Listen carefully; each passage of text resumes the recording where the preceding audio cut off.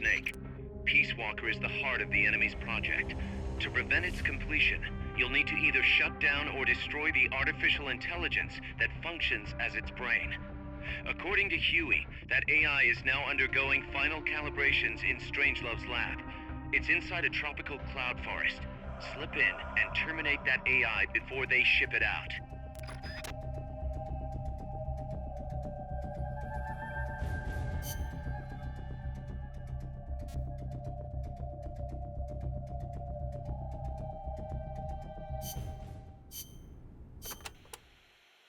We've also confirmed that some of the enemies specialize in ambushes. Amanda's crew calls them scouts. They'll blend themselves in with the terrain and the vegetation. Then, when they see you, they'll swoop in. They fight pretty much like commandos, and will use clearing techniques to flush you out. In addition to wielding normal weapons, the scouts also carry wires. Sounds like these guys know their CQC. Could be. We've been getting reports of CQC attacks being blocked by wires. Stay alert.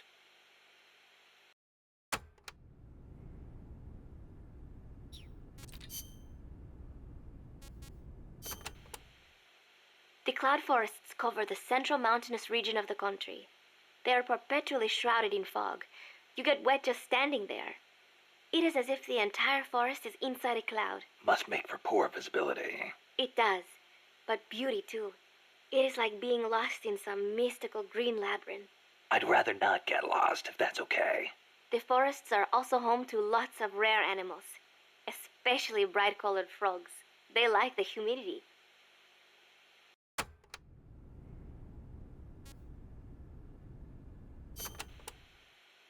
Costa Rica's.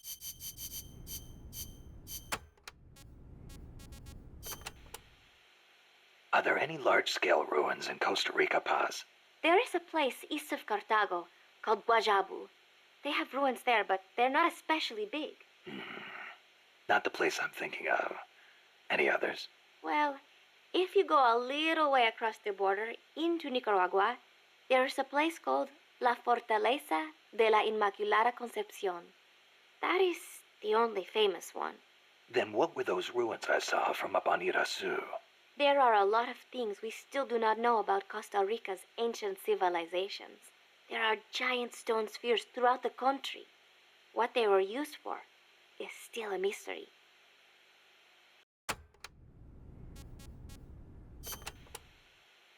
You know that butterfly painted on Peace Walker?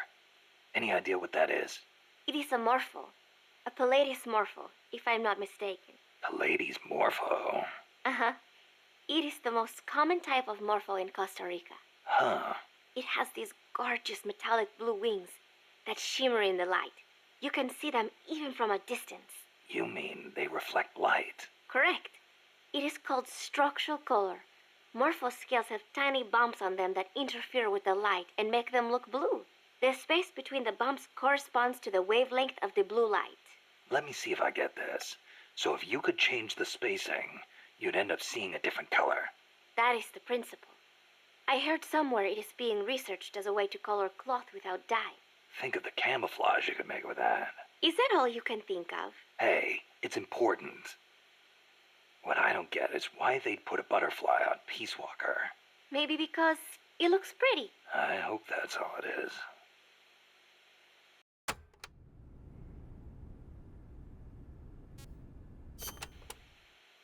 This area is a tropical cloud forest, continually covered in a thick mist. It is quite a mystical place. Selva de la Leche. Forest of milk. I can barely see in front of me. There you go again. The forest is basically sitting in a cloud, so of course it's going to be hard to see. But you know, the cloud forest is the only place many exotic creatures can live. Well, if they're not edible, I'm not interested. Snake, I'll have you know people travel from all around the world to witness Costa Rica's unique fauna.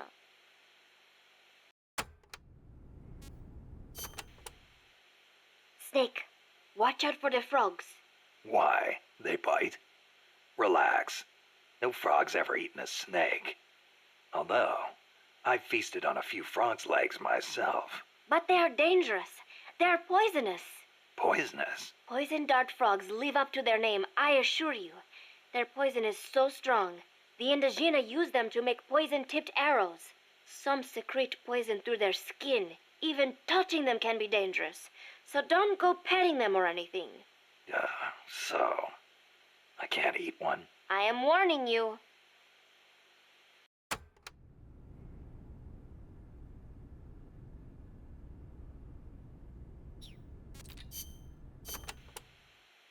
From here on in, you'll be in a cloud forest. The ground is covered in vegetation. You'll have plenty of hiding places, but so will the enemy. I'll keep an eye out for scouts. Trying to force your way through would be suicide. Know the enemy's location before making any moves. Too bad you don't have some sort of radar. I could try night vision. Once you know where an enemy is, decide how you want to handle him. You could get into his blind spots. Or drop him from a distance before he even has a clue someone's around. An eye for an eye, all right?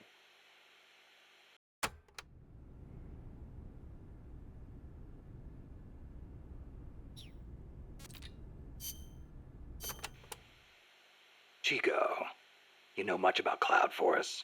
Not that much. All I know is there's a world of difference between a rainy rainforest and a foggy cloud forest. But they have some things in common. But like, for instance, you gotta watch out for poison dart frogs. Both rain and cloud forests have high humidity, so they're perfect environments for frogs and other amphibians. I mean, it's not like just touching a strawberry poison dart frog or a dying dart frog is going to kill you. But don't eat them, no matter how hungry you get. I can get all the rations I need from Mother Base.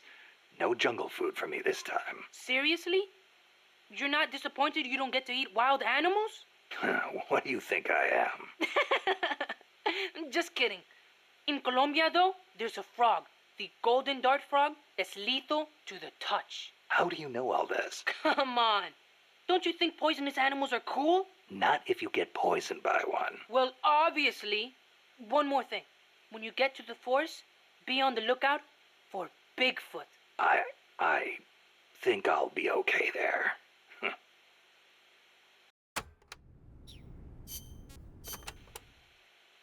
Bigfoot is an ape man that lives in the Rocky Mountains. In the local Indian language, he's known as Sasquatch. And get this, he's over 3 bara. Can you believe that? So he's kinda like a gorilla? Completely different. Even the biggest gorillas only get to about 2 bara, and they walk on their knuckles. Bigfoot's big, and he walks on 2 feet, like people. So he's more man than ape. Probably. His ancestors must have split off from humans at some point. Like before they started using tools and stuff. Yeah, but aren't the Rockies kind of far away from here? Not that far. According to Darwin, humans came all the way over here from Africa. Plus, there have been sightings in Venezuela of an ape man called Mono Grande. Costa Rica has tons of plant and animal species. So I'd expect there to be at least one kind of ape man. At least.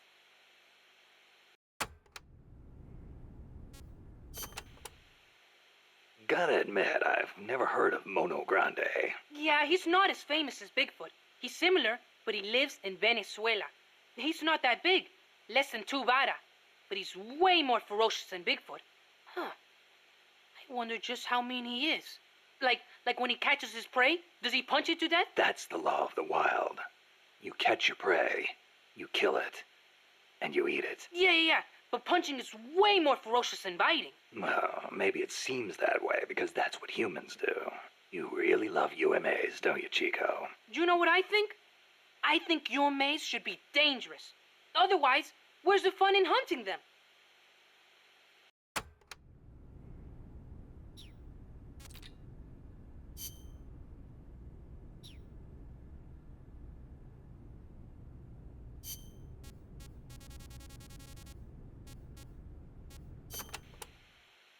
Doc, I'm starting to sense your feelings about nukes are a little different from your colleagues. How do you mean? Your little chat with Coldman back there. I told you my father worked on the Manhattan Project, right? You're familiar with it? The basics, yeah. It was the project that kicked off the nuclear age. That's right. Some of the finest minds of the 20th century, including multiple Nobel Prize winners, worked on it.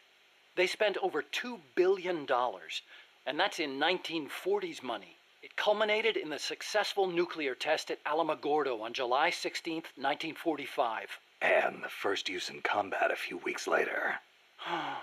Doc? I can't walk. What? My spine isn't shaped like everybody else's. I can't move my lower body, so I've never taken a single step, not since I was born. What's that got to do with your dad being in the Manhattan Project? As a result of his research, my father was exposed to high doses of radiation. It can't be a coincidence that my chromosomes are messed up. That's why I didn't want for these nukes to be another sword of Damocles. I wanted to give them a real purpose, to be a deterrent against war. Doc. And Coldman, we have to stop him, whatever it takes.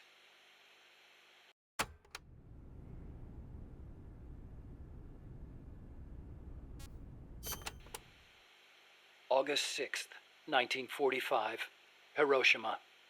August 9, Nagasaki. The atom bomb attacks on Japan. My father was married to his work. I don't have a single memory of going places or doing stuff with him on weekends. But even as a kid, I knew on some level that it was for his family. I respected him. My mother used to tell me all the time, "Your father is a brilliant scientist. He saved countless American boys from death. You should be proud of him." Yeah. You could say the war ended because of those bombs. When I was in the 5th grade, a Japanese student transferred to our class. She showed me photos of Hiroshima after the bomb. I couldn't believe my eyes. A city of over 350,000 people reduced to a scorch mark on the ground by a single atomic bomb. Houses blown off their foundations, burned to ashes. The only things left standing were the skeletons of steel-framed buildings. And it wasn't just the buildings. Blackened corpses on the side of the road. Survivors covered head to toe in severe burns. Within a few months, over 70,000 had died in Nagasaki, twice that in Hiroshima. For years after that, I couldn't talk to my father. Couldn't even stand to look at his face. I know how you feel, Doc. But your father's your father. If he hadn't worked on that project, my body wouldn't be like this. I could be researching something else. I could have lived a normal life.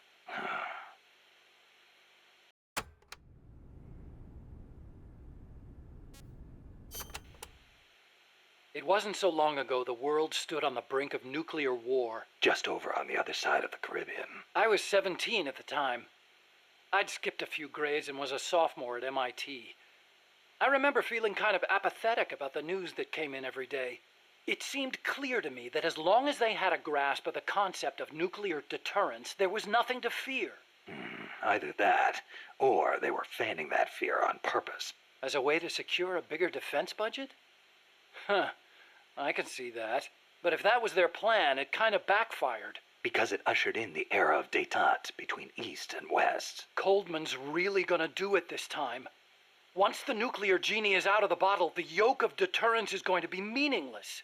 People will die. Cities will burn. We have to stop him now before it's too late to turn back.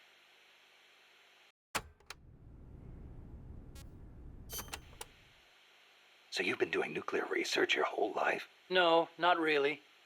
At first, I wanted to be an aerospace engineer. For me, the Sputnik launch was a good shock, not a bad one. I thought the age when science was used for war was over, and that a glorious age of space exploration was dawning.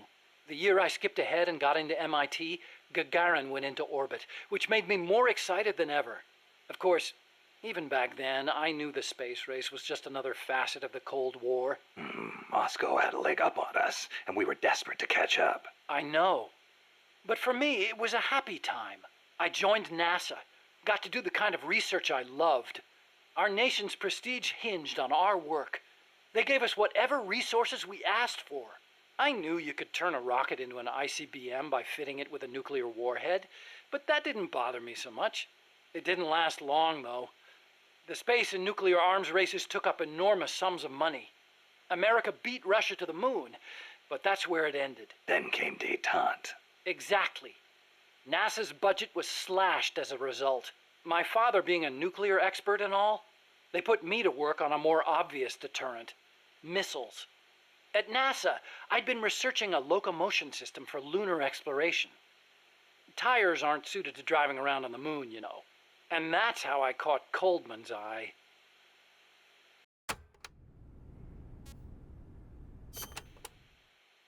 The aim of the Peace Walker project is to achieve robust nuclear deterrence across Central America by deploying a new nuclear weapon system along the Caribbean coast.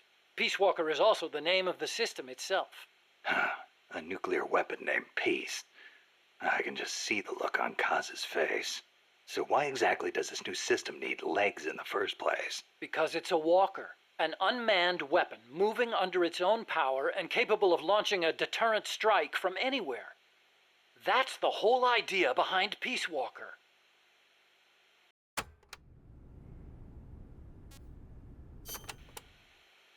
The reason Peace Walker is a mobile nuclear weapon system is to maximize its potential as a nuclear deterrent. How so? If need be, Peace Walker can stay constantly on the move so that the adversary can't pinpoint its position. That allows it to avoid preemptive enemy strikes. So you're saying it keeps the retaliation card in play? Coldman likes to brag about it in this way. Like a land-based version of an SSBN. And there's another reason for them to be mobile. Peace Walker also has a self-destruct function.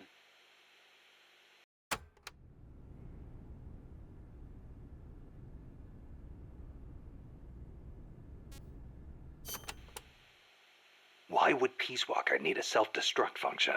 You saw it, didn't you, Snake? That sphere on Peace Walker's head? Yeah? That's a hydrogen bomb. What? You're telling me that thing's a thermonuclear device? Do they have any idea what kind of destruction that thing would cause? I know, it's crazy. I mean, even overkill has its limits. If it's strategic value they want, they could have gone with something smaller. It's like they want a weapon on par with Russia's Tsar Bomba. This arms race is running way out of control. It's an evolutionary dead end. A saber-toothed tiger. You can't load a warhead that big on a missile, of course. And no strategic bomber could carry it. That's where Peace Walker comes in. So, it waltzes into enemy territory carrying a hydrogen bomb and blows itself up. Christ.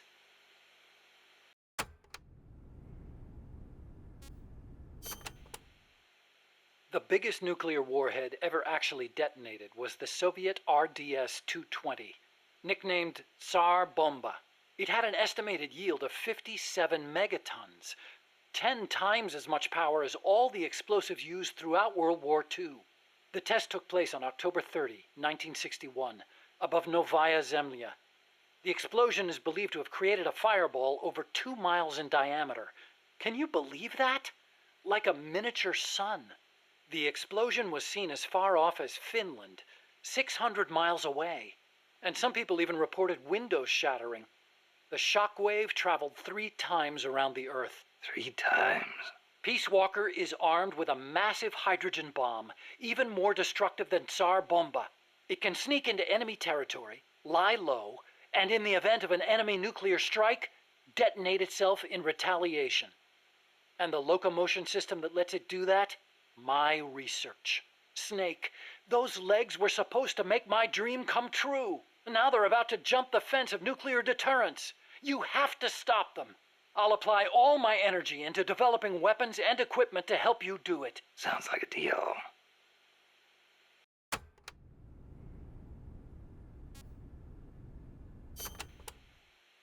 What made you put an AI into Peace Walker? Well, for one thing, because it can't be manned. Peace Walker's designed to enter enemy territory and blow itself up, if necessary. You can't put a person inside a weapon that could blow at any time, can you? So we equipped it with an AI instead. That's strangely humane of you. And besides, Peace Walker was designed as a bipedal weapon system. You can't imagine how hard it shakes when it walks. It'd turn a man into mush. Plus, when launching a nuclear missile, it has to perform ballistic calculations in real time. See? Because it's always moving. Hold on. If that's all it does, then a high-performance computer ought to do the job. It doesn't need intelligence. That's a very good point, Snake. Which brings me to the real reason. Peace Walker needs AI to make decisions regarding nuclear retaliation. It's what ensures perfectly mutual assured destruction. I've heard all this before. You want a war between machines? We'd never actually launched the first nuke, of course. It's strictly a counterattack system. Only a politician could make such an illogical decision as starting a nuclear war. Conversely, if an adversary launches a nuke at us, the AI will not fail to retaliate.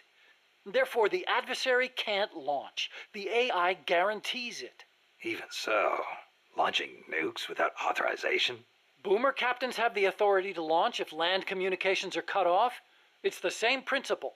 Not even the captain of a boomer can make that decision alone.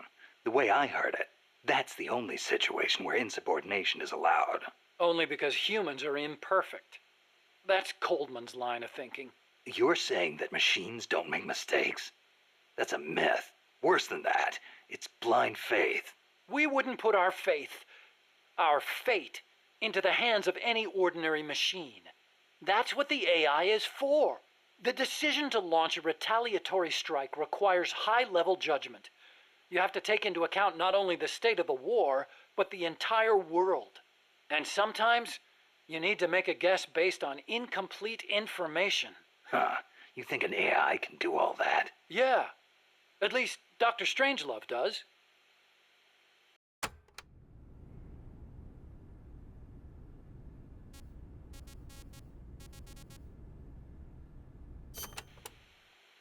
Peace Walker is fitted with several close-range weapons. We'd also planned for it to be able to enter enemy territory and self-detonate. Wonderful. What exactly are we dealing with here? Well, the flamethrowers for one thing. One in the front and one in the rear. Then there are the S-mines. They're like cluster bombs. It scatters them from its leg hatches. If you see those open, you better clear out quickly. And finally, the rockets. These can travel quite a distance, so stay sharp. On the other hand, it can't fire them from too close. But then again, there are those flamethrowers. It can also use its legs as weapons against any infantry on the ground. Ouch. But remember, Peace Walker technically isn't complete. With just the reptile pod, it can only perform relatively simple maneuvers. They've got certain quirks, too. What's more, look carefully and you should be able to predict which attack is coming next.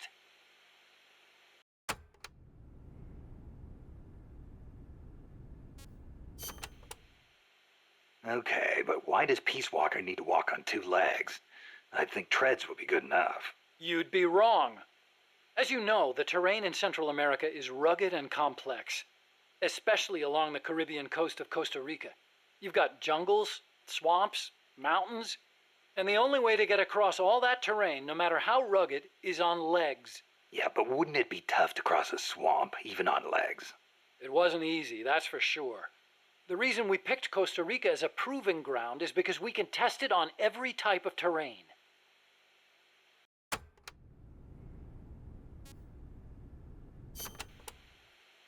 This Peace Walker project the CIA's talking about.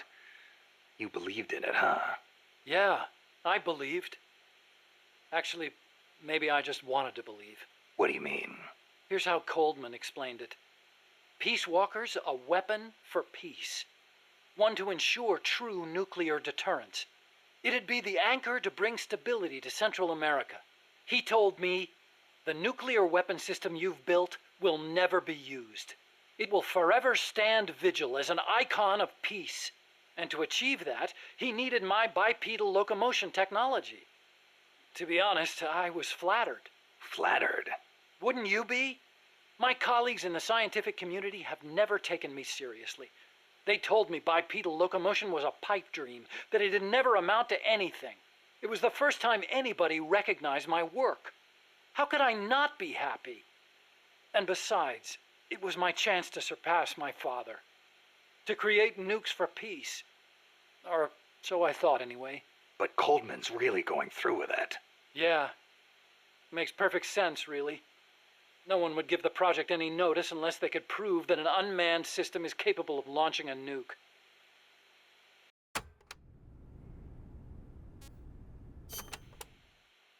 Why is Coldman going to launch a nuke? If all he wants to do is prove the AI retaliation system works, he doesn't need to put a live warhead on it. I agree. He could demonstrate the system by launching the missile alone, without a warhead. I asked him the same thing at first. He said there was no point in using a dummy missile. That it'd take an actual nuclear launch to deter potential enemies.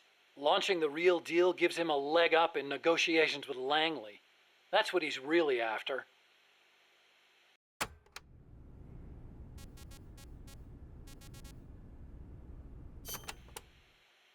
I based the bipedal locomotion technology used in Peace Walker on Soviet research. Actually, I'll be honest with you. I stole most of the basic ideas behind it. Soviet? Bipedal? You mean Granin? You know him? Yeah. I met him at his lab in Russia. He helped me out a little bit. You met him? What were you... He was head of the Granin Design Bureau, creator of countless Soviet weapons. I'd hit a wall in my research at the time. Granin's ideas solved nearly all my problems. There's nothing unusual about using somebody else's work to further your own research, is there? As long as you cite it, yeah. But I wasn't in a position to do that. His research was classified at the highest level. Soviet research, no less. So, you used it without telling anybody? I wanted to show up my colleagues for once. The ones who never took me seriously. But you reap what you sow. Coldman seized on that vulnerability. Told me if I quit the project, he'd expose my larceny. He had you by the balls, Doc.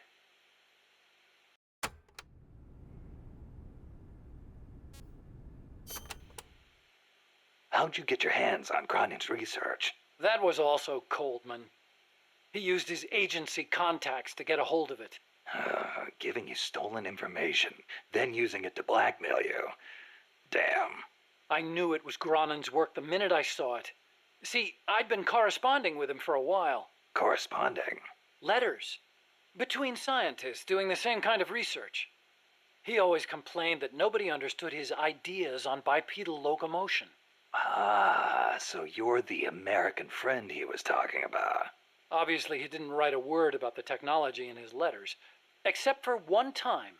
If by chance anything should happen to me, I entrust my research to you. Better that than handing it over to these ignorant so-called scientists. Huh. Sounds like him, all right. Then one day, his papers actually came. It wasn't hard for me to imagine what had happened to him. I felt it was my duty to carry on his work after him. And also, What? I thought maybe combining his technology with mine could be a way to bring East and West together, like the docking of Apollo and Soyuz. It'll never make the history books, and it's still not a reason to plagiarize. You're right. You're absolutely right. I never had the courage to tell the truth, that's all. I always looked for excuses to cover it up. Until now. Huh? You told me everything. You're no longer a coward.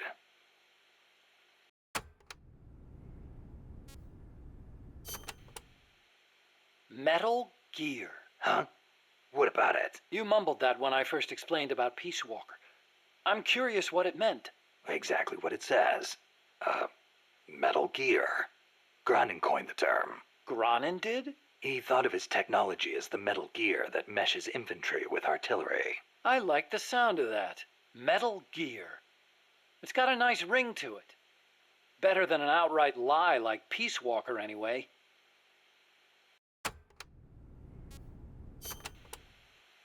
Those papers the CIA gave you, was there any data on the Shagohod in there? Shagohod? A nuclear tank that launches IRBMs. It competed against Granin's system for approval. Oh, the thing with the rockets. Designed by a guy named Sokolov, right? What's so funny? No, I was just remembering some of the commentary Granin added to the Shagohod papers. You should have seen the way he badmouthed it. It was too conservative, too ugly. I can imagine. He was so angry when he wrote that, he smeared up the ink. And you know how shoddy the paper is over there to begin with. I'll bet. That's Granin, all right. Imagine accelerating the launcher itself to 300 miles an hour to extend the range of an IRBM. As stupid as it sounds, it's a hell of a concept. Who but the Soviets would think of using a tank as the first stage of a rocket? I actually took a cue from the Shagohod when I developed the pupa. That hovercraft thing? You stole that one, too? Give me a little credit. I only borrowed the concept. The technology is original. As it turned out, hover technology wasn't enough to handle all the terrain in Central America. It relied too much on brute force. But the Shagohod was a major threat. That thing could corner like you wouldn't believe. Built pretty tough, too. You sure know a lot about it. It almost did me in. I couldn't forget it if I tried. Did you in? So you were the one who took it down. Wow! You really are amazing. I didn't do it alone. No, seriously, thank you. We might not be here today if they'd begun mass-producing that thing. Then again, they're hard at work now miniaturizing nuclear warheads. Pretty soon they won't even need an accelerated launcher like the Shagohod. Great. That means they're that much closer to being able to launch from anywhere in the world.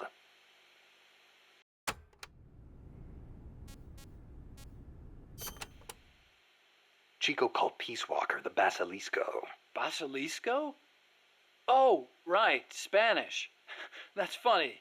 I once used the codename Basilisk for the Peace Walker platform myself. What for? The class of lizards called basilisks can walk atop any type of terrain. In a pinch, they can even stand up on two legs and run across water. Perfect name for a system that can walk anywhere in Central America, right? Plus, there are the legends. What legends? The basilisks of legend were highly venomous creatures. There's a story told by the ancient Romans. A knight slew a basilisk by piercing it with his spear. The creature's poison seeped up the spear and killed both horse and rider. Remind you of anything, Snake? Nuclear deterrence. Bingo. Kill it, and you die along with it. Your hands are bound. I wanted Peace Walker to be like that. You should know that people aren't that rational. Sometimes people do things that don't make sense, even when they know they're going to die. Or maybe it's because of that. Maybe you're right. But that's exactly what I don't understand.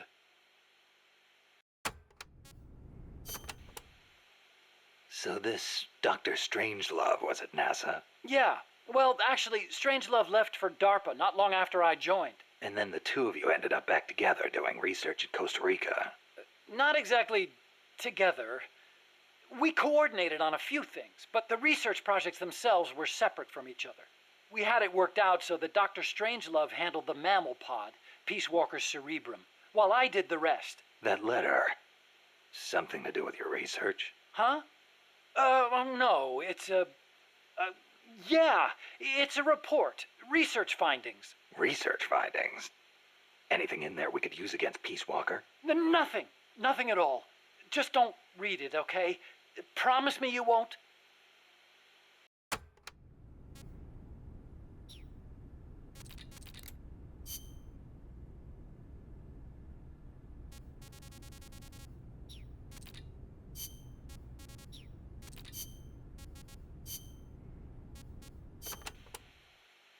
La CIA calls their new toy Peace Walker, eh?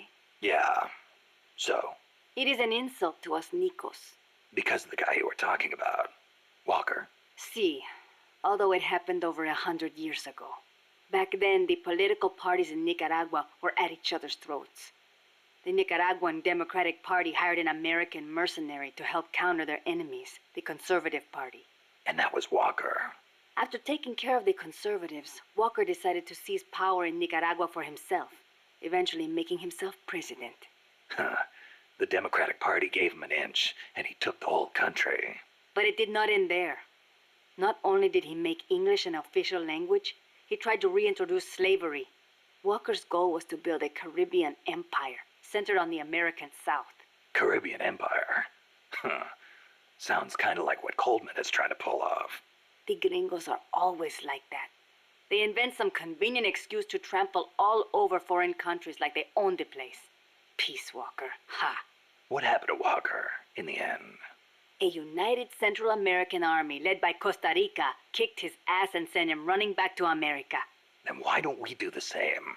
I, for one, don't intend to let Coldman get his way. Good idea. I'm glad we have you, boss.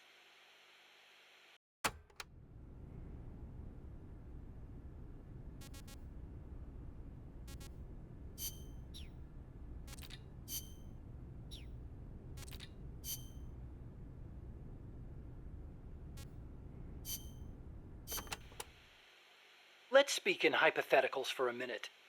Say you wanted to make a clone of yourself. A clone? Paramedic had the same idea. It's science fiction. I'm just hypothesizing here. Okay, not a clone then. You have any kids? Nope. Wife? I've never been tied down. Okay then. So, we're still talking hypotheticals. Say you had a son who'd inherited your genes. Someone with the same combat abilities as you. Would you challenge him to a fight? Not to sound cocky, but I wouldn't want to do that. No telling who'd survive. I'll bet. You picked up on the Pupa 5000's combat patterns in seconds. Only with your advice, Doc. Well, if anybody could learn to do it just by listening, it'd be easy. But you're a born soldier. Yeah, you must have been born with genes geared for combat. Soldier genes, if you will. Genes geared for combat. I don't care how advanced their research is. You can't blame genes for everything. Blame genes? You think it's funny? What? You think genes have nothing to do with this body I was born with? I don't know. Look, that fear of facing someone of equal ability in combat, imagine that on a strategic scale. That's the concept of nuclear deterrence. The idea is, when all sides are armed with the destructive power of nuclear weapons, they'll avoid nuclear war in order to prevent mutual annihilation. Doesn't sound all that sophisticated to me. Exactly. It's so simple in principle. But because it's so simple, whether or not it works properly depends on the people involved. In that sense, what we're looking at now is a malfunction in deterrence theory. Coldman. You got it. Please, Snake, don't let deterrence die.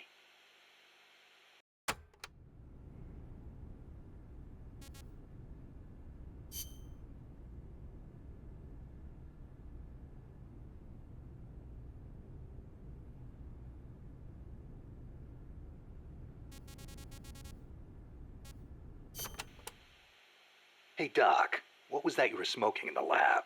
It looked like a cigarette, but it wasn't lit. Oh, it's an electronic cigarette. I designed it myself. Pretty neat, huh? Electronic cigarette. Yep, a liquid in the filter that turns into vapor, and you inhale the microparticles. So that was vapor. I'd actually rather be smoking normal cigarettes, but not in that room. The smoke would wreck the precision equipment in there, ruin all its wiring. But the vapor is just steam.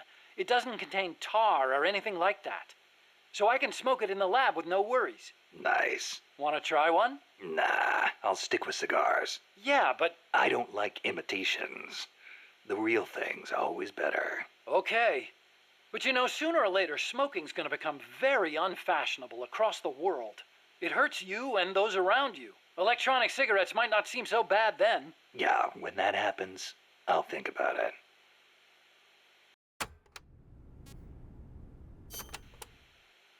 You said your dad was involved in the Manhattan Project, right? Yeah? And you think that's why you can't walk? I don't know. Actually, you know, probably not.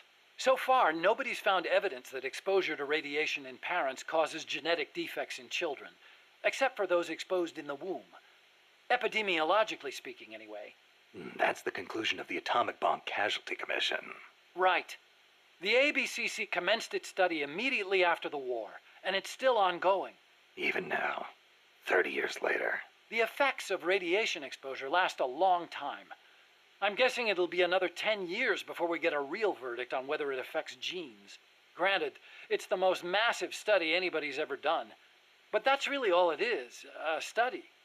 The ABCC brought in bomb victims and ran tests on them, but they didn't treat them. Really? Them too, huh? At any rate, that's what my father made me believe when I was growing up. Maybe it was tough for your dad to explain. Ever think of that? Yeah, maybe. But this is my problem now, Snake. I have to face the nukes head on, whether I like it or not. My creations are being used for the wrong purposes. The onus is on me to stop it somehow. Help me, Snake.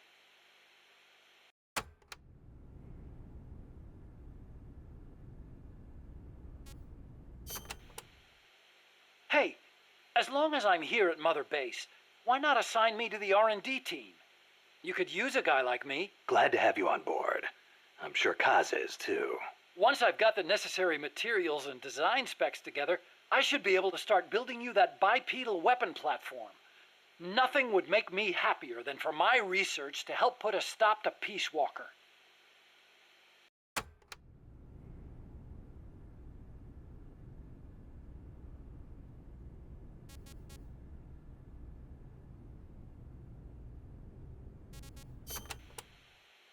Hey, Doc.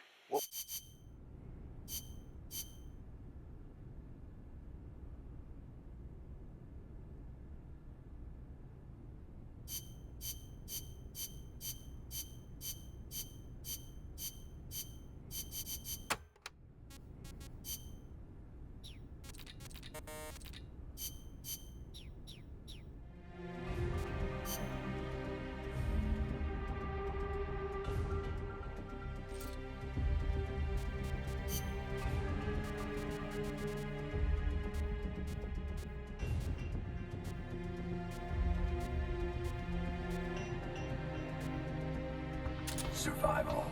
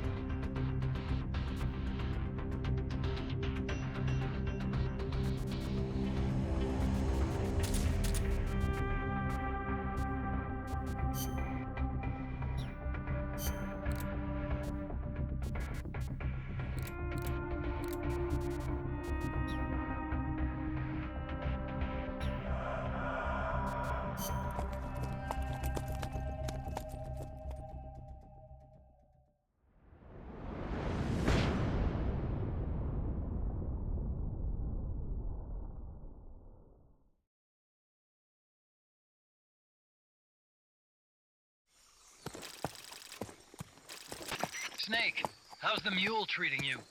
At this pace, I should be there by tomorrow morning. You've got to hurry. The AI could be completed any time now. It'd be nice to have a guide. Already on it. I've enlisted Paz to help you. She knows the jungle pretty well. Snake, I know you are an expert in survival, but you need to stay alert.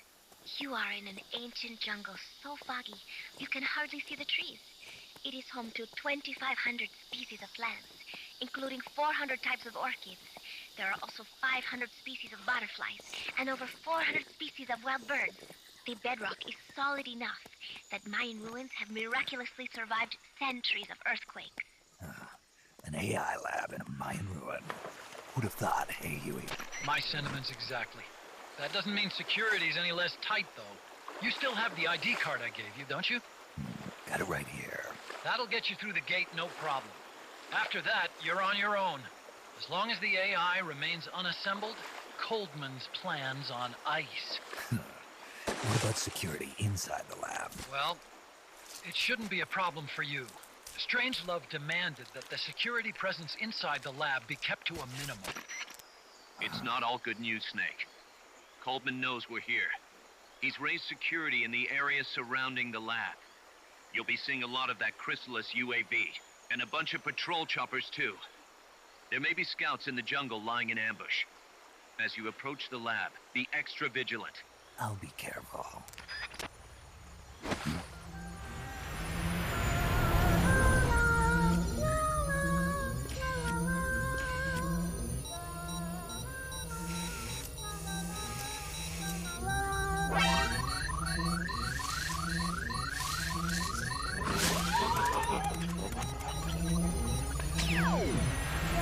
They're looking for you. Stay sharp.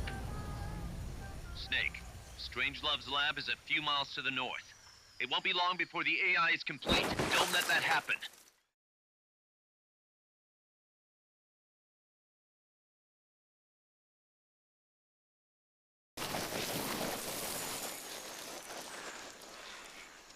Careful. If there's enemy scouts around here, they'll be nearly impossible to see.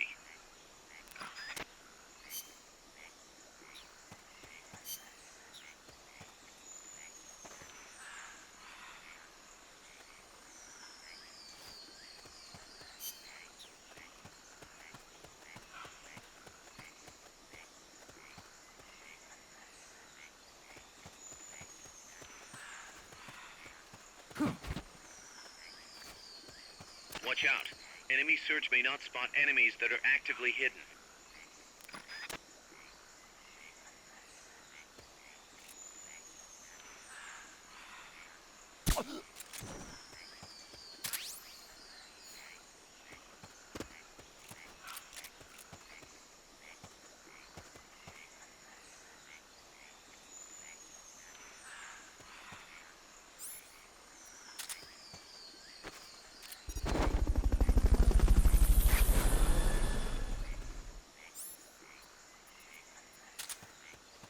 Fulton recovery helicopter is complete.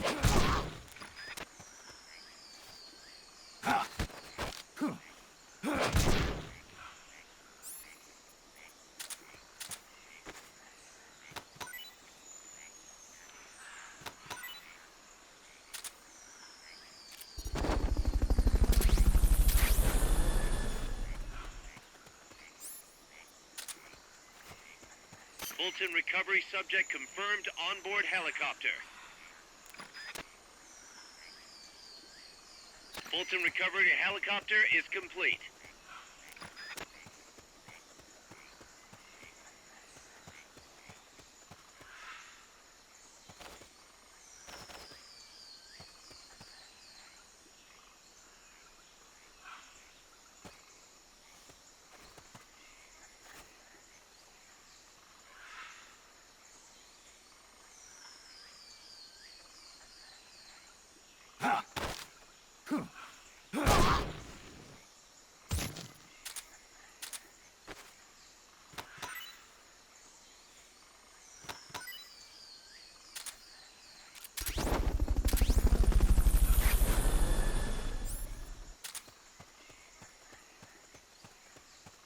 Fulton recovery subject confirmed onboard helicopter.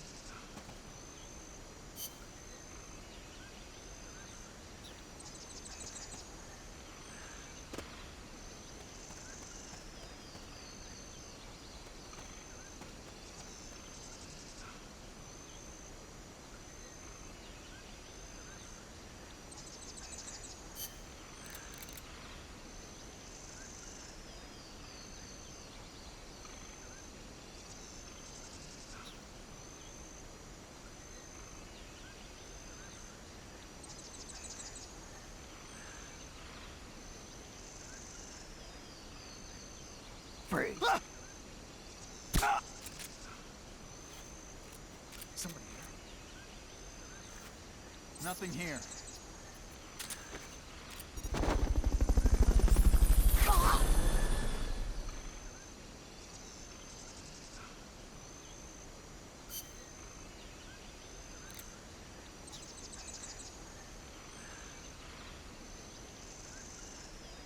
Somebody there? Nothing here.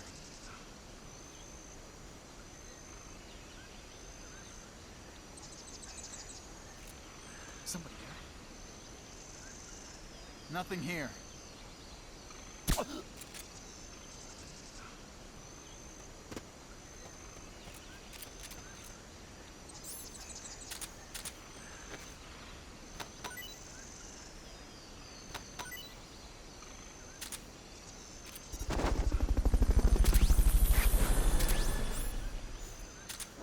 Here he is.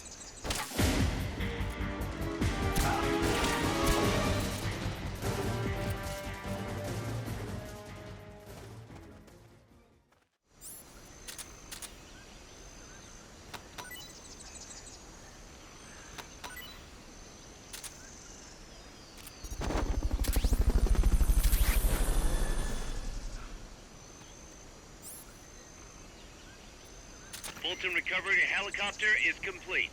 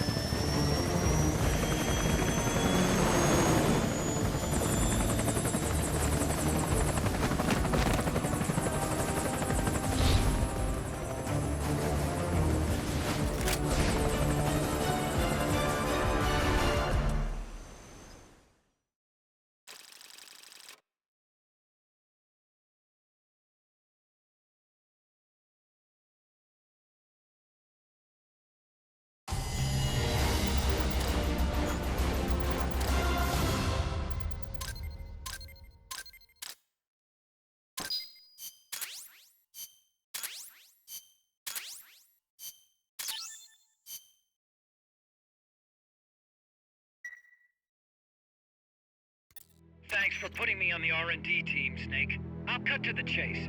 We've commenced development on our own bipedal weapon. The only thing is, we don't exactly have easy access to resources here. Yeah. Unfortunately, we don't have the budget of a defense department behind us. I understand. That's why I want to ask you something. If you fight any more AI weapons, could you try to gather as many of their parts as you can? That would really make things go a lot smoother. Again, easier said than done. If anyone could do it, you can, boss. You single-handedly took out the pupa. True. Look, if you're not interested, I can just work with what we have here. I'm not trying to force you to take unnecessary risks. You're the boss around here. All right. No promises, but I'll think about it. Great. Also, each AI weapon has a head part that serves as the core of its armament. Recovering a head part will allow you to use the weapon associated with that part. But those guys won't go down without a fight, so don't get too preoccupied with this stuff. Don't worry, I'm not about to risk my life for a bunch of scrap. I would hope not. One more thing. Our new bipedal weapon needs a name. Good point. We can't keep calling it our bipedal weapon. I had a talk with Miller, and we came up with Metal Gear Zeke. Metal Gear... Zeke? Yep. As you know, Metal Gear was coined by Granin. And Zeke? It's a name the U.S. military gave to Japanese aircraft that flew during World War II. Zeke was the Japanese Navy's best fighter plane. So are you okay with that, Snake? Sure. Fine by me. Miller was saying that an army without borders will need a deterrent against other countries. He's right. With Metal Gear, MSF can achieve true independence. Here's hoping.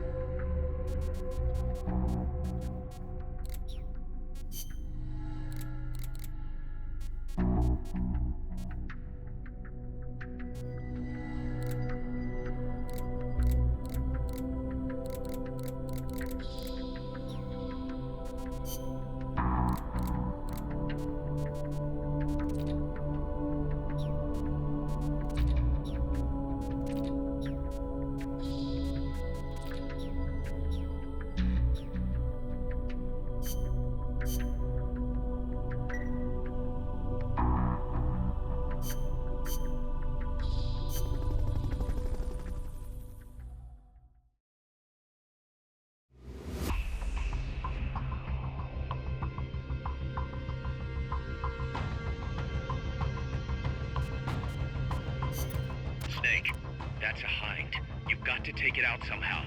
Either neutralize the soldiers or bring down the chopper. Good luck.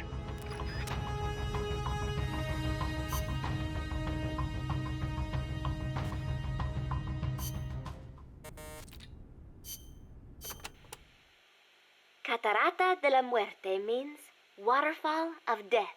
Huh. How cheerful. I am sure it will be no problem for you, Snake. Especially compared to all the dire situations you've faced in the past. Yeah, easy to say now. We'll see what really happens. Sorry. Still, you have surprised me. Everything they say about the legend is true. I'm neither hero nor legend. But for some reason, I don't mind you calling me that. Thanks. Be careful, Snake. Peace.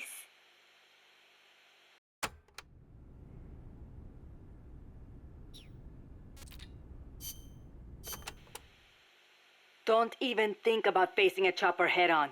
Guerrilla tactics would work well in a place like that.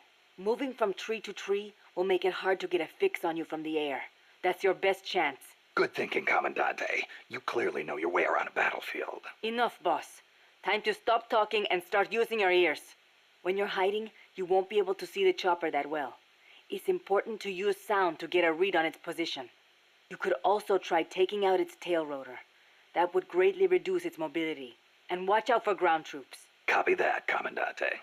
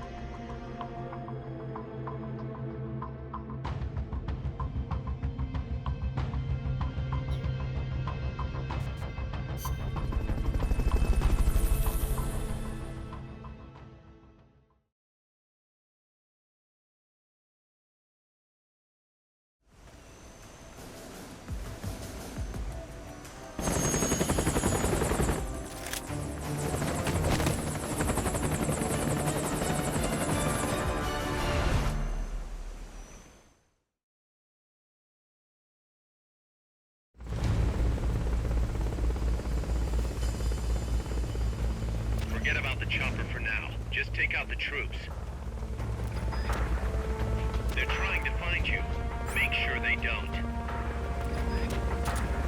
Watch your back!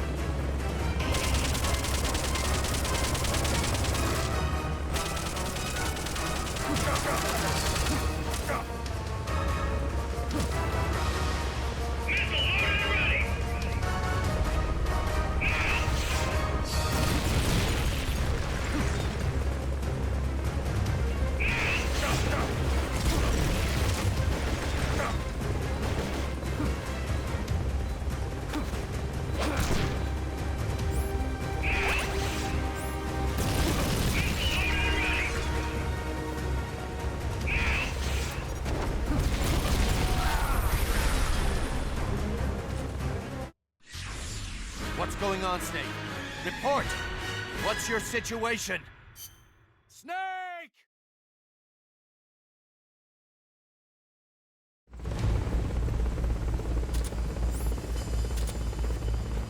Neutralize the enemy troops. They're trying to find you. Make sure they don't. Watch your backs!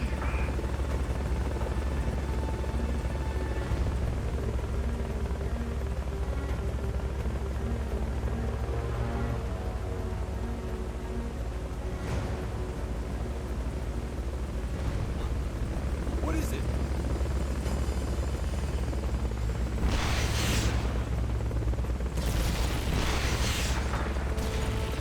Enemies! What is it?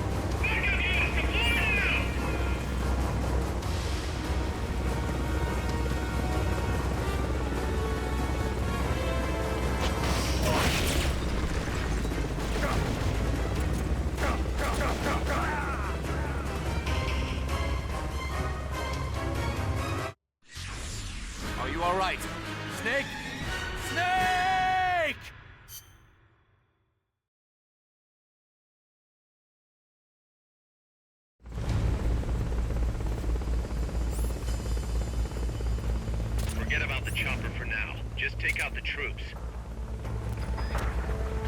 Strike before they spot you.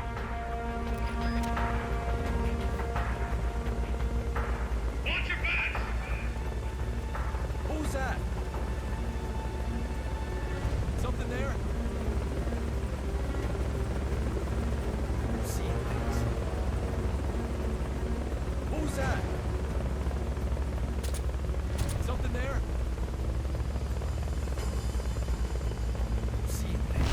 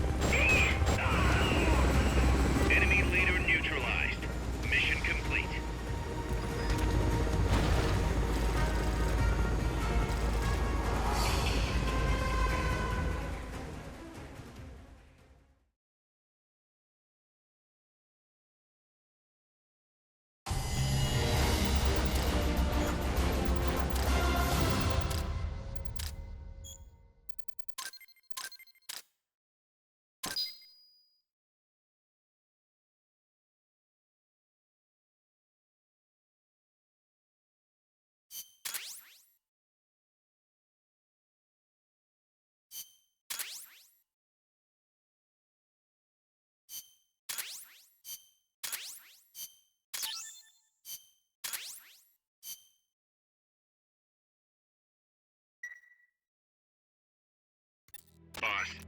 I'm starting to wonder if recruiting the soldiers with a Fulton isn't a little heavy-handed. I already don't like where this is going. I think the voluntary approach could be more pragmatic. Technically, we're not a corporate entity, but at our size, that's not too far from the truth. We can't keep using guerrilla tactics to find new blood. To search for volunteers, select recruit from the menu, or select trade to exchange soldiers with other mercenary units. Yeah, provided we've got the friends for that.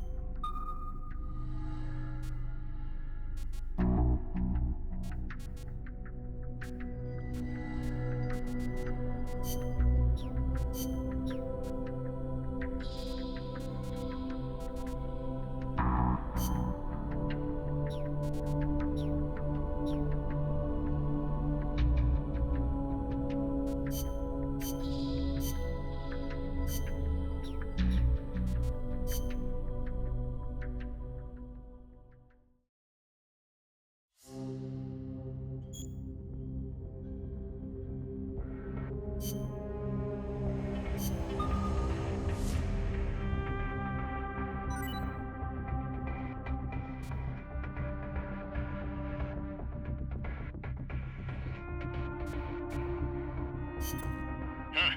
Looks like our reputation is spreading. We've got battle-hardened veterans from all kinds of places trying to join our army. But they insist on testing your skills to see if you're the real deal before...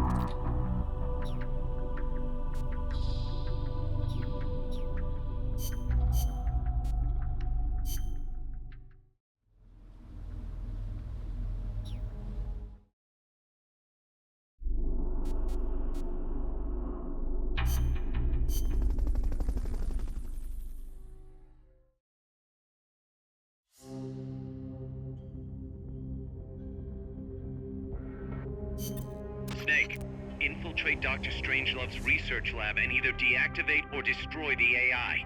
The lab's built into some ancient ruins, so find those first.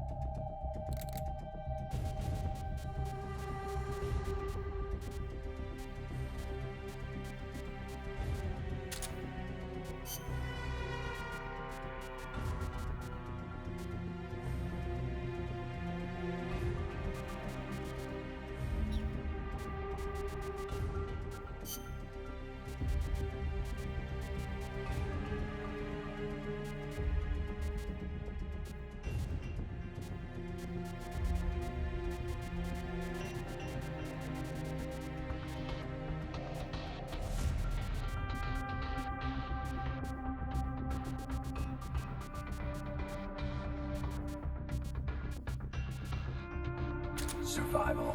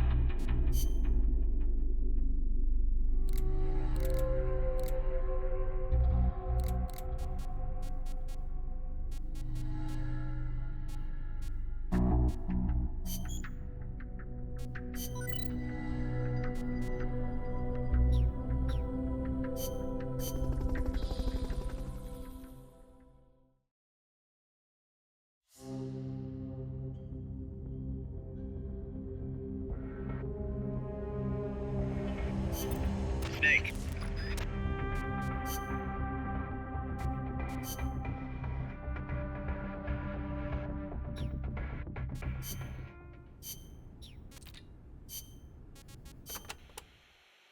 Selva de la Muerte, huh? Forest of Death. Wouldn't want to get lost here. Sure wouldn't. But do not worry. I will be your guide. Happy to hear it. By the way, Snake, you know much about sloths? Just the name. They are amazing. Sloths spend almost all of their lives up in the trees, except for when they have to go to the bathroom. Plus, they barely eat a thing. What? How do they survive? Why do you think they are called sloths? They hardly move, so they hardly burn any energy. They are also able to maintain a low body temperature, lowering their metabolism further and allowing them to survive on very little. Wouldn't that make it easier for them to get picked off by predators? They stick to the trees, helping them blend in and stay out of sight. They say there are even some sloths that grow moss when they reach a certain age, like some sort of fairy tale forest hermit, huh?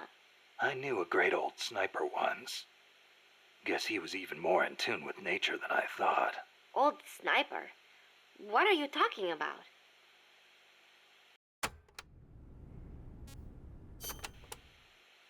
La Ruinas de Xochiquetzal will be around there.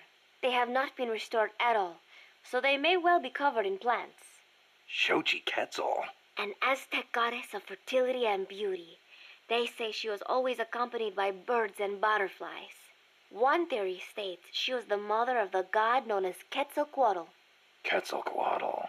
The Quetzal is said to be an incarnation of Quetzalcoatl, hence its name. I get it. Well, this place definitely matches the atmosphere of a cloud forest. Now, it may have seen better days, but that is still a temple, so be sure to show respect when you're inside. If the mood strikes me. Well, you've got no one to blame but yourself if Xochiquetzal strikes you down.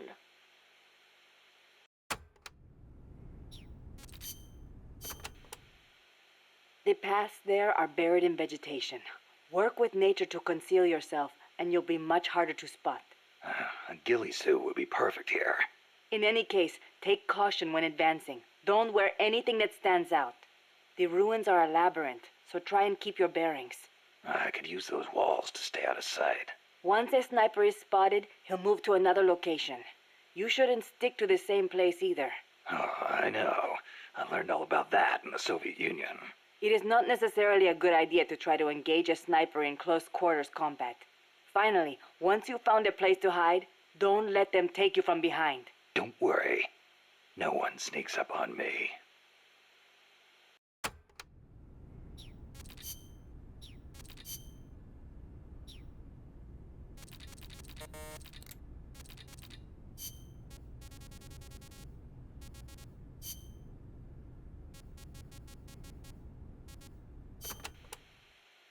The sneaking suit is a specialized uniform for stealth missions. It provides excellent camo in any stage. Even better, you won't make a sound when you walk. Ooh, so I won't need to tiptoe all the time. And to top it off, it also makes your wounds heal faster. The fabric exerts just the right amount of pressure on your body to help stop bleeding. Huh. Not a bad little trick.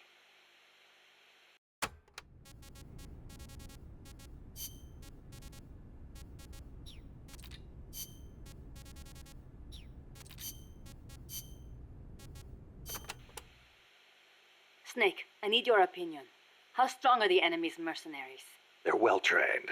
They've got more than enough men. Seasoned, too. A lot of them probably saw action in Vietnam. They're a tough bunch. And armed to the teeth. I don't think I've ever seen a mercenary force field that many tanks and attack choppers. It shows how much cash they have to throw around. And connections. How did they get access to such weapons? How do you think? They're backed by the one and only CIA. And here we are. Half of us farmers, and the other half students. Children, even. And weapons. We're so short on guns, we have to steal them from the enemy. As much as I hate to say it, we're always going to be on the defensive. I know. And mi viejo. Without him, Yeah, I know. I don't know if we can win. Can we, Snake? Stop feeling sorry for yourself. But... Amanda, what? listen to me. Don't ever let your men hear you talk like that. You're their leader, and a leader has to stand tall, even when times get tough, when it feels like the fear and uncertainty could crush you.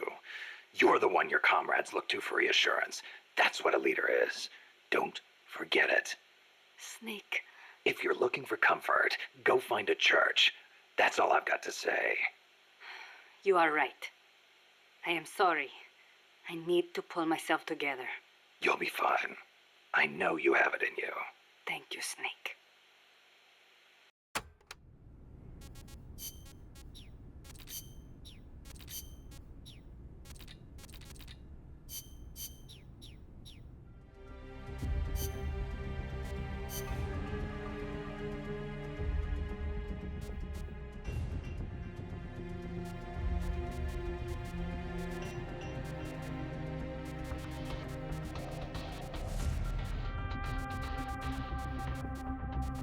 Survival.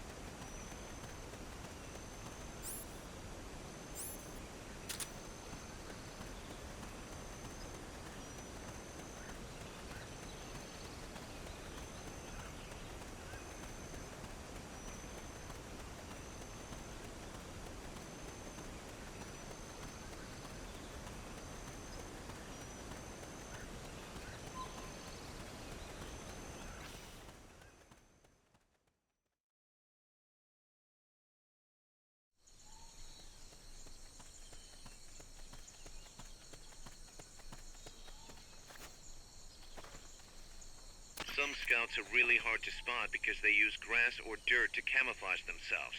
They blend right in with the natural surroundings.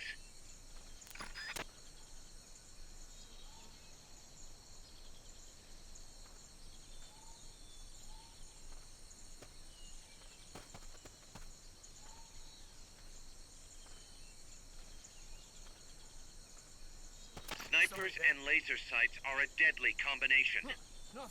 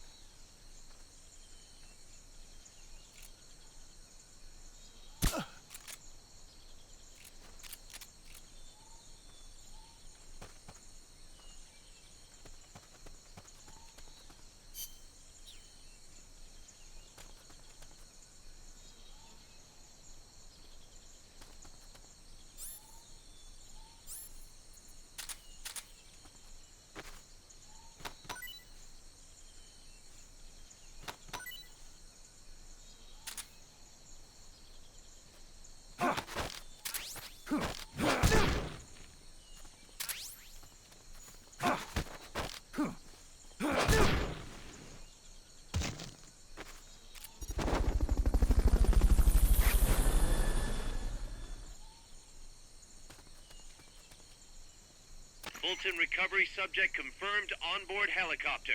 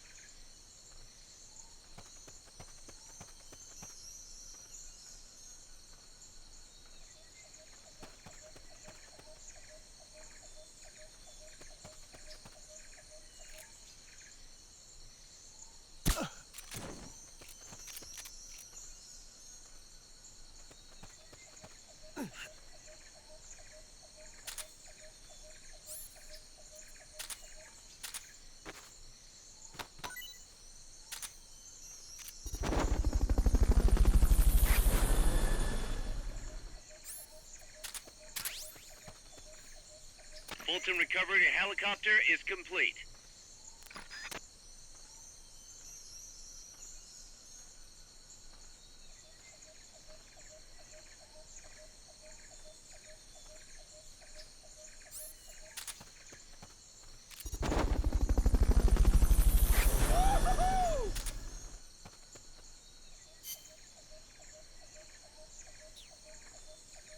Fulton recovery subject confirmed onboard helicopter.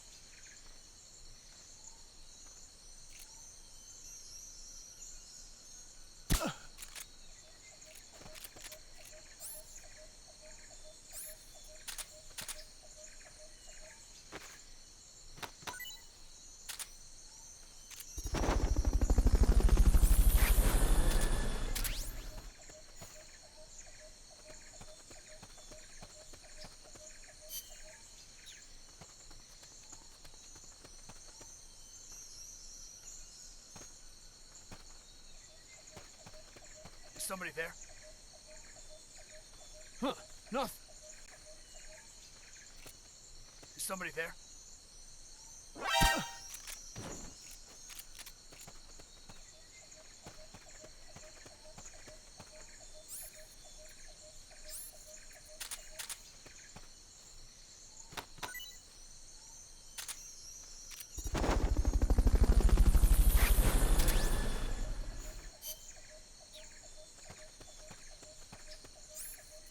Fulton recovery helicopter is complete.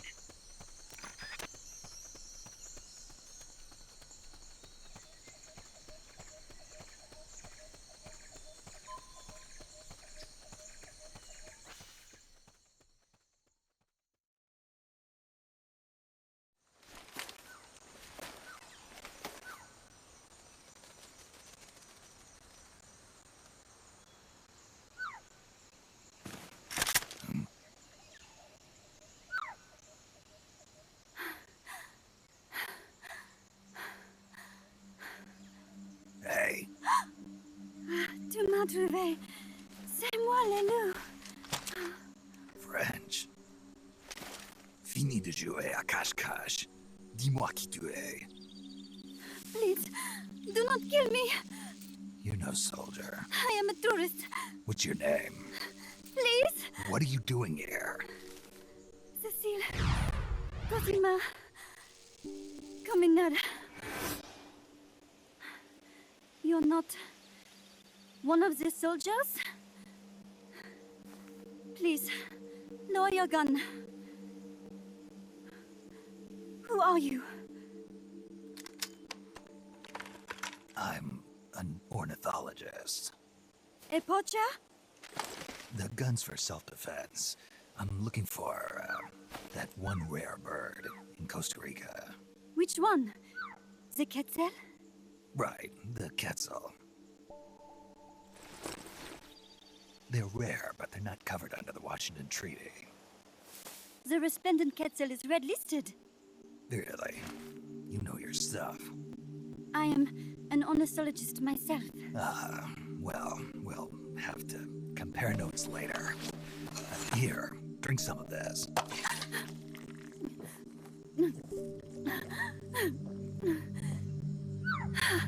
You saved me.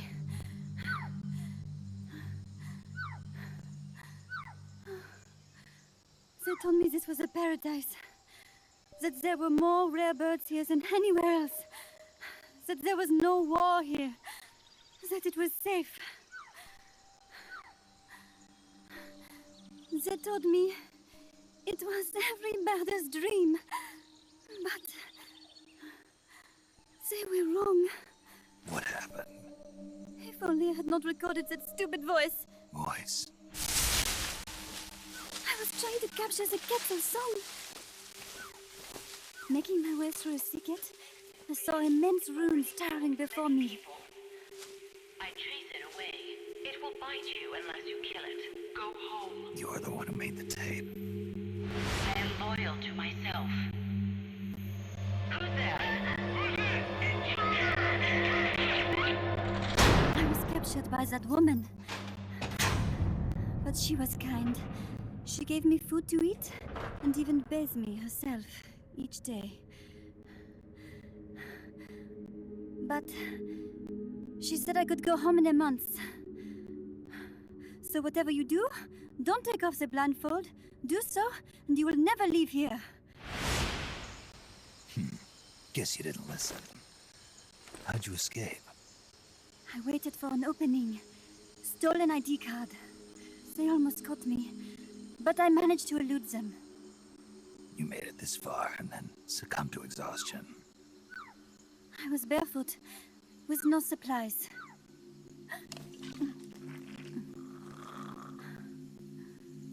Oh, I am so sorry. I drank it all. That facility. Did you see anybody else in there? Well, there was another woman, but I never saw her in person. Because, you know, the blindfold. Oh, yes. She often sang. Sang? It was such a strange song. What kind of person was she? Could you tell anything from her voice? I don't know. I don't even know why I was held a prisoner. They confiscated my equipment, my supplies, my passport, money, everything. The only thing I was allowed to keep were my undergarments, so that I would not be able to escape. And now, I am without even the means to prove who I am. I will not make it home to Paris like this. In that case, come to our place. Huh? You don't need a passport there. Don't even need a name. If you want to go back to Paris, we'll take you there anytime. What I want is a shower, a change of clothes, and a cigarette. I've got a cigar. It's Cuban. No French cigarettes? I prefer unfiltered. Fresh out. But come back to my place, and you can have all the French cigarettes you want. It sounds like heaven. Close, but not quite. Outer heaven. It is sounding better all the time. So, you must have gotten a look at the facility when you escaped, right? What's in there? Lots of machinery. A big computer, like you would see in a university. What about the room where you heard the voice? Anybody in there? I don't know. There was a tube. A large tube in the back. When I approached it, I heard a voice. What did it say? Jack. Yes, it simply said Jack over and over. Jack? Listen, you've got to get me out of here. I really need a shower. Wait here. I still got business to take care of. What? You're not thinking of going in there, are you? You can't leave me here. Relax. I'll have some friends pick you up. This is Miller. One for recovery. A civilian. Snake, we don't have room for any more civilians here. Not even for a blonde Parisienne. A what? So she's, pretty foxy? See for yourself. If what she's saying is true, I think we've found Paz's friend. The missing one?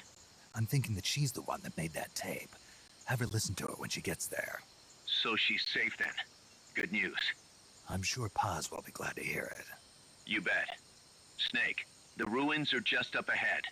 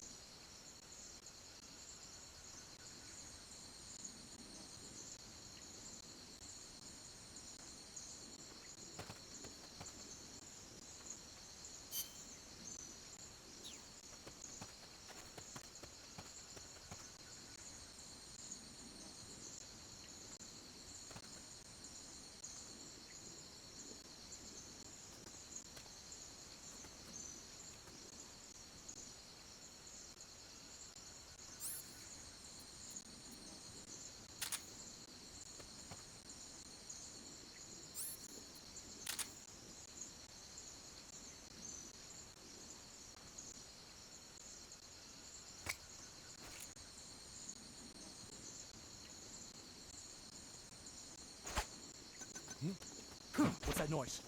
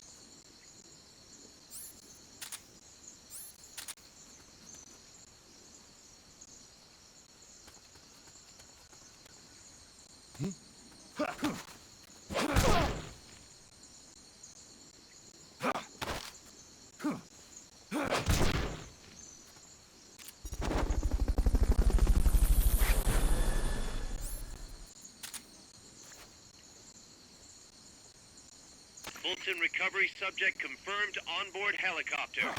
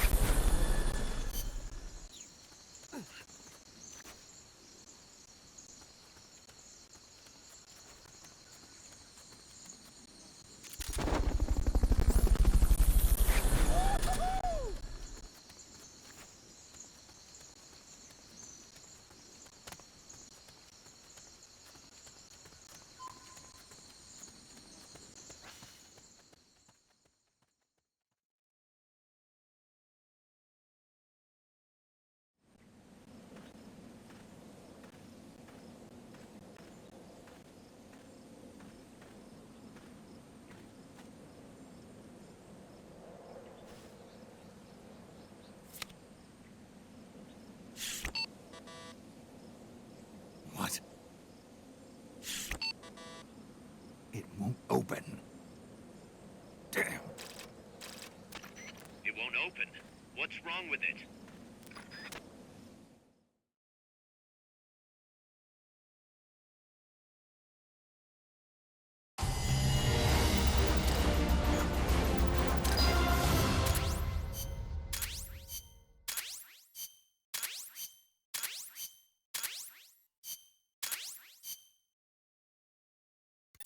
Snake?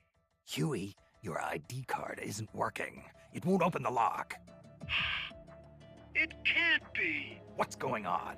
She hates me that much? Strangelove's in charge of authorizing IDs. Sometimes a working card has its privileges removed. Say, if she decides she doesn't like that card's carrier. You think that's what happened?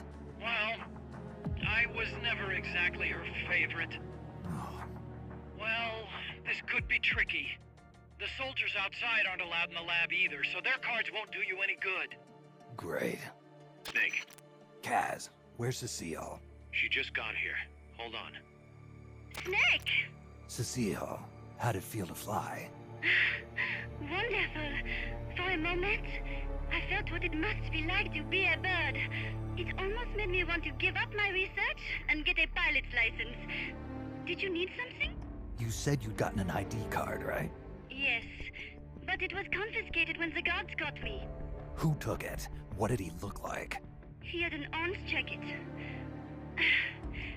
I cannot recall his face, though. Yeah, they all look pretty much the same. Where did it happen? Let me think. Ah, yes! I do remember hearing the song of a nearby Quetzal. Just what I'd expect from a birder. Would you like to hear it? Huh?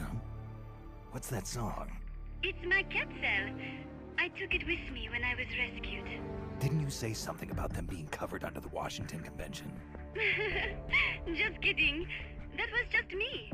An imitation. An essential skill for any ornithologist. Pretty good, no? Damn good.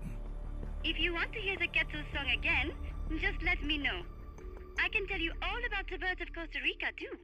Yeah, will do. Thanks, Cecile. No. Thank you, Snake. Talk to you soon. Kaz, did you play that tape for Cecile? I sure did. It's hers, all right. Then she must be... She's not. Cecile says she's never even met Paz. What? She's at least 10 years too old. But... I'm guessing Paz convinced herself that it was the tape her friend made. But never mind that. Let's go over what we know so far. The soldier with the ID card is wearing an orange jacket and is in a location where you'll hear Quetzal singing. Find that soldier, retrieve that card.